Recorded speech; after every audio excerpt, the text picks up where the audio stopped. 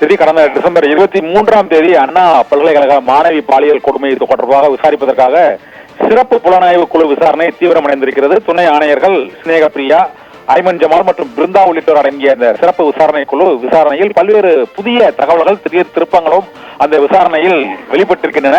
முதலில் ஞானசேகரனுடன் பேசிய அந்த யார் அந்த சார் என்ற நபர் தொடர்பான விசாரணையில் திருப்பூரை சேர்ந்த ஒரு நபரும் இந்த ஞானசேகரனுடன் தொடர்பில் இருந்திருப்பதாகவும், மேலும் 4 பெண்கள் பாதிக்கப்பட்டிருக்கிறார்கள், அதற்கான வீடியோ பதிவுகள் கைப்பற்றப்பட்டிருப்பதாகவும் தகவல்கள் வெளியாகி இருக்கின்றன. இது குறித்தும் சிறப்பு புலனாய்வு குழு விசாரணை நடத்தி வருகிறது.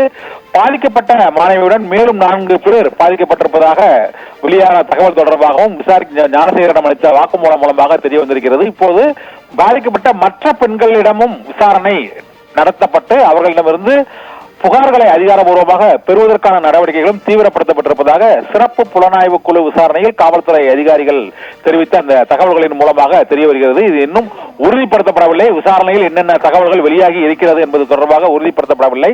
இருந்தபோதும் தொடர்ந்து இந்த பிரச்சனை தொடர்பாக பல்வேறு செய்திகள் வெளியான நிலையில் ஞானசேகரனுடன் தொடர்புடைய மற்ற நபர்கள் குறித்தும், மேலும் பெண்கள் பாதிக்கப்பட்டுள்ளார்களா என்பது குறித்தும், அவரது கைப்பற்றப்பட்ட செல்போனில் உள்ள எண்கள் மற்றும் அதில் உள்ள வீடியோ பதிவுகள் ஆகியவற்றின் மூலமாக மேலும் 4 பெண்கள் பாதிக்கப்பட்டிருக்கிறார்கள்.